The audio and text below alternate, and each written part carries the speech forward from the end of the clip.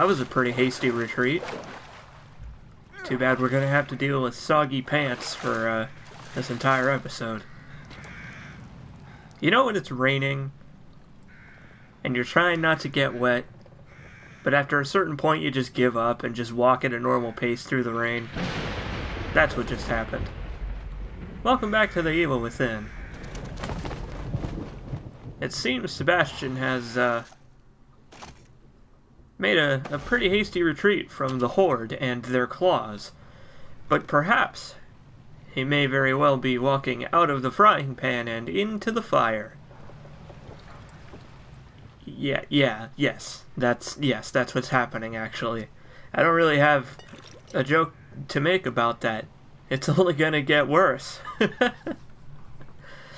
Because, you see, we don't really know where we're going, do we? All we have is our gun, our meaty fists, and a slowly approaching horde of many nightmare zombie creatures of some kind.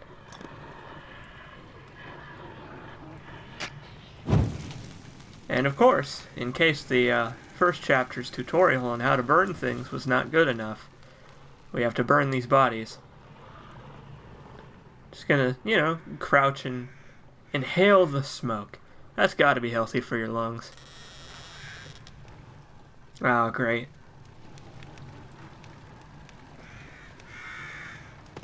Sebastian's gotta have really strong legs to be able to crouch like that all the time.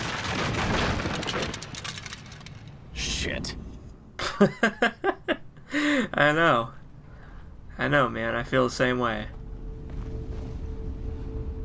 Well, welcome to the village. Doesn't appear like there's any threat around here right now, but we still don't want to throw caution to the wind just yet. Oh, cool. Please don't come to life.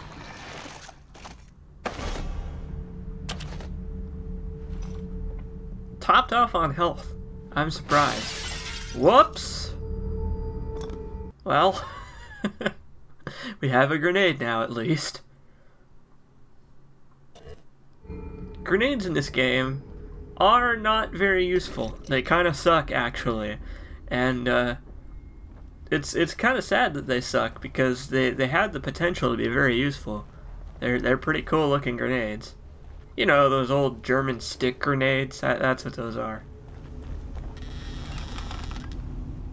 Man, these ghosts are really trying to railroad us. Oh, hello.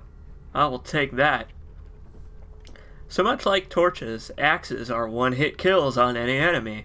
And also, they're much easier to break boxes because Sebastian doesn't take like a little step hop forward when he does it. Oh my god. This place is really just getting more and more ominous, isn't it?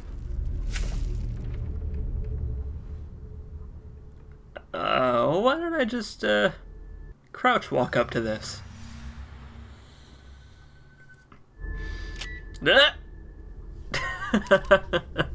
That's all you get. So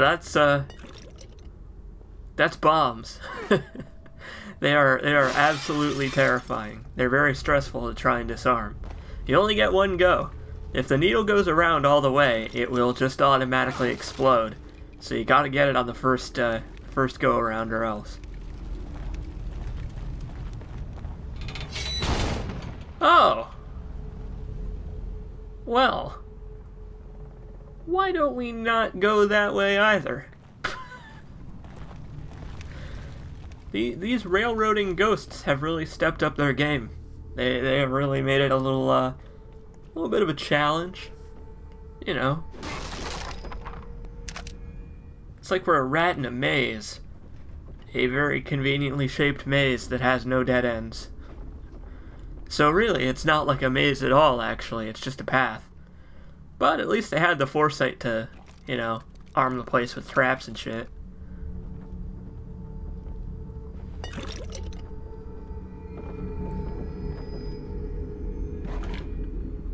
Okay. I always figure that This mirror here on the left. Over here. Oh God. Oh, fuck what I was saying. Sounds like we got survivors.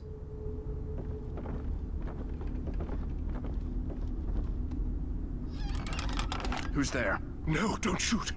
I'm not one of them. I'm a doctor. Marcelo Jimenez. You were in the ambulance before it crashed, right? Yes, we're lucky to be alive. Have you seen anyone else? My patient Leslie.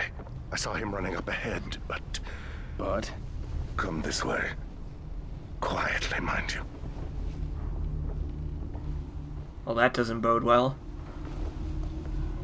Have a look for yourself.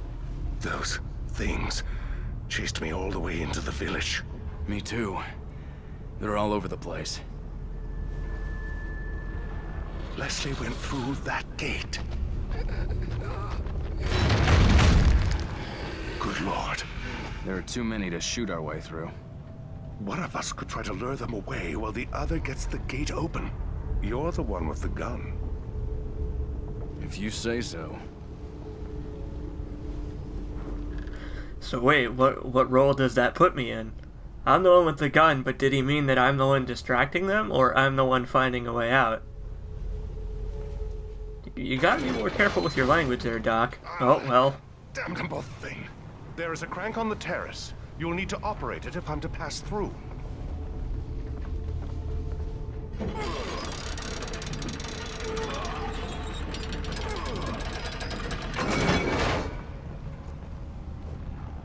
Boy, it's a good thing that crank controlled all of the traps. Really not sure how I did that, but I guess it's not my place to question it. Over here! Here! Hey! Over here! That's right, this way! That old guy's gonna get himself killed. Wow, what a distraction. He drew away like 2 guys. Or 3. That only leaves like 30. I don't know if I like that rattling noise. Oh, cool. Just stand right up, Sebastian. Just walk around like you own the place. Not trying to be sneaky or anything. That's one thing that kind of bothers me about some of the animations in this game, is that they're very snappy. Oh, crap. Well, too late to hide. Yeah! Oh my god, that guy has a gun. No, not yeah.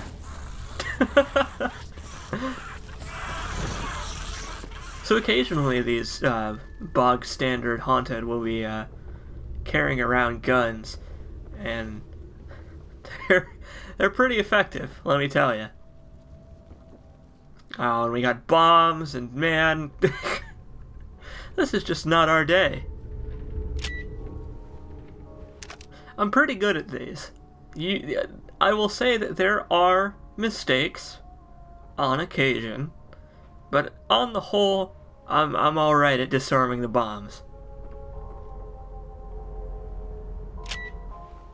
It is nerve-wracking, I will say. The bomb disarming minigame thing was a good idea, and I am glad it's a part of the game, because, you know, it adds that little bit of extra tension. Because I'm going to get caught if it blows up by the enemies. And I do not want that to happen at all costs, because there's a lot of them. Oh, hey. She's gone.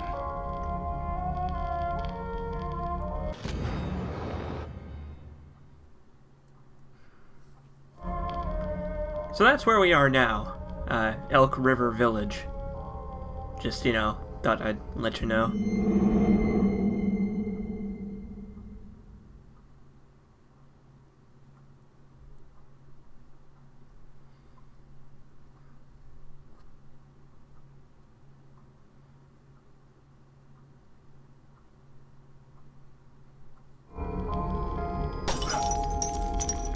And it seems Sebastian is a bit of a womanizer. I honestly would not have expected that from his character, because he doesn't really have all that much of a character at all. My head. But don't worry, He may seem like a pretty blank slate right now, but he'll earn his characterization stripes as the game goes on.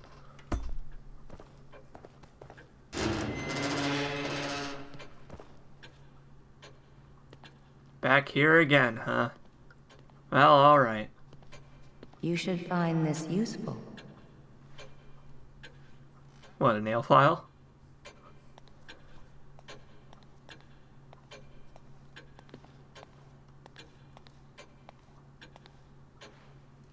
This way, please.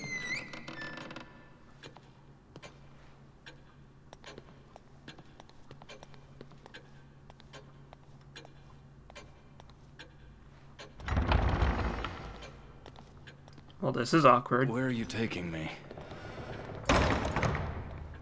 You don't talk much.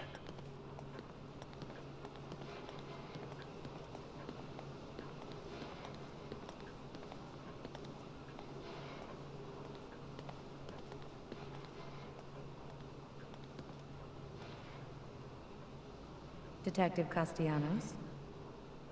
Do you have a key like this? That key will allow you to open this door.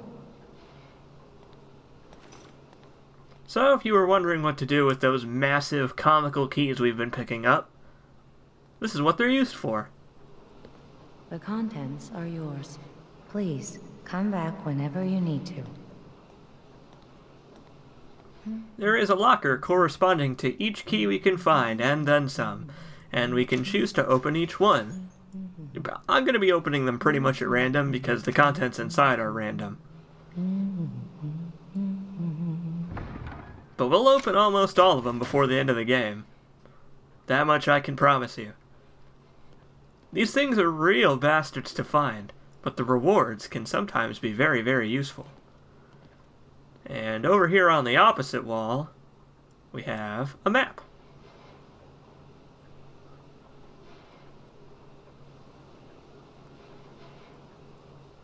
And by some good, he means collectibles. That's what he means. He means unlockable weapons.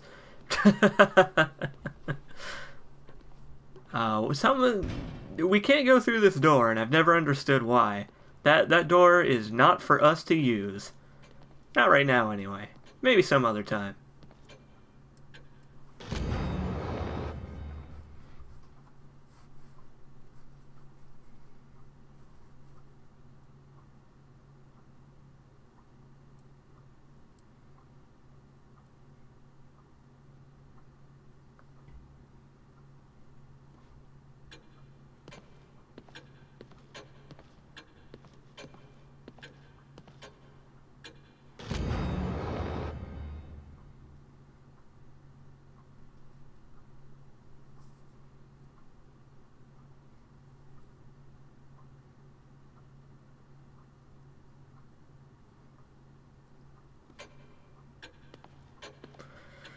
Oh, poor Connolly.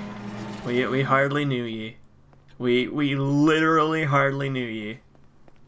And don't worry, you didn't miss anything. Connolly gets almost no characterization and then he dies. That is it for his character arc. So, we've got a little bit of gel to go around right about now. And I'd like to point out that my health upgrades are going to remain where they are. I am not going to upgrade my health because I don't need to. You know, whenever I get hit, I can just heal with my fucking infinite healing items that I've been picking up. No, first of all, I'm going to focus on the pistol. The pistol is going to be the workhorse of our arsenal, and therefore I've got to make it good. First and foremost, accuracy. Accuracy is probably the most important, because it controls how much your reticle sways. It doesn't physically affect the cone at which your bullet spreads. It affects how wiggly Sebastian's aim is.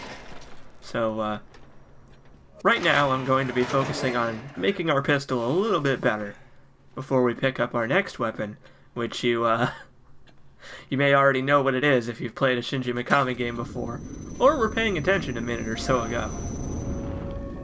Now, well, back into the fray we go. Hope you like cockroaches.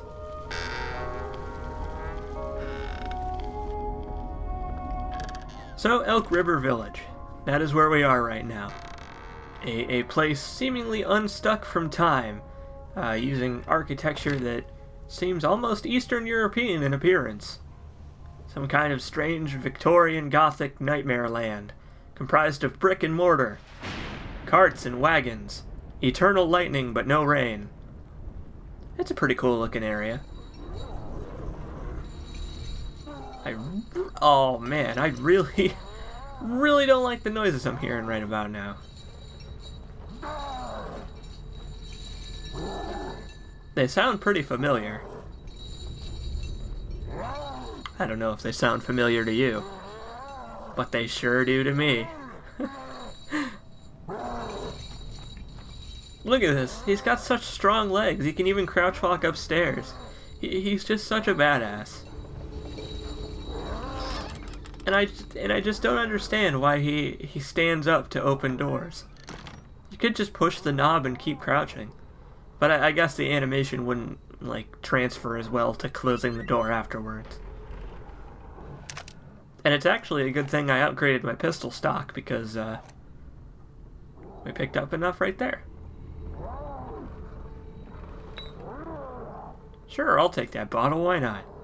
I don't think I ever do it in this playthrough. But if you throw a bottle at a bomb, it'll disarm the bomb. Whoops, that's not what I meant to do.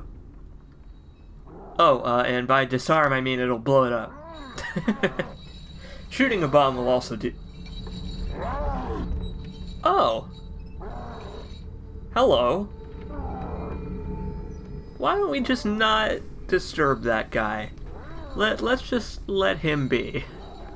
Because I have a feeling from our prior experiences with that man that if we alert him to our presence, it won't turn out so well for us. But anyway, yeah, if you don't feel like trying to disarm a bomb, you can sneak past it, or you can just book it, really. If you run fast enough, it won't set it off. You'll get out of the range. Or you can throw stuff at it. And before you ask, no, enemies do not set off traps. They set off tripwires, but not bombs. Which, man, that really sucks. I can see why, because it would make a lot of enemy encounters pretty easy, because you could just lure them into bombs and kill them without using any ammo. But, it does kind of suck a little bit. One thing I will say is that I really like the lighting in this area. You might notice that it has a kind of crushed colors feel to it. Like they have adjusted the vibrance levels. Oh, hello pigs. They have adjusted the vibrance levels to where the white colors are fairly washed out, but the black colors aren't like pitch black, which I think is a really cool visual touch. Yeah. I am really glad I got that one, because I don't even want to imagine the dire consequences if I hadn't.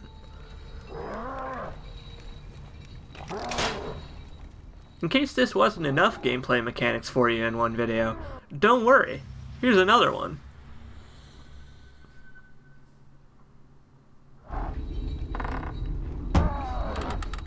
I really like that their model of a hand is a dismembered, like, gored up hand, because they know you're gonna fuck this up and blow it up.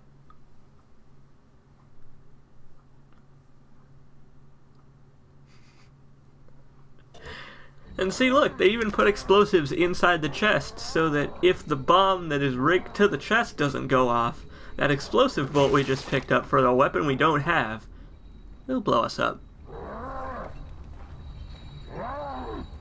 And we don't have to worry about the chainsaw guy being alerted to noise, actually. If you fire a shot while you're in the barn, he will freak out and you will have to fight him. But for right now, we don't. Outside the barn, that's our business. That's not fooling anyone, come on.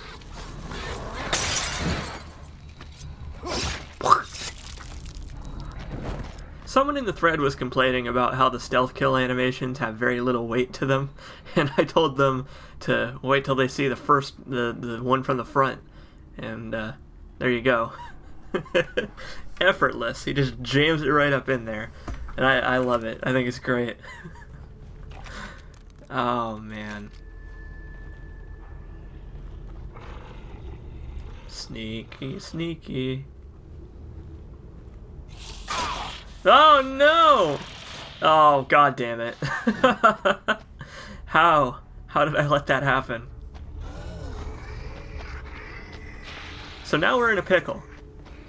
I have to kill this man, but I have to drag him back here to do it, because the enemies that are out there will be alerted to our presence. Ugh. And I got lucky. Boy, did I get lucky. That could have gone really bad. I'll see you next time, when we start looking for a way to get out of the village. Hopefully we find something.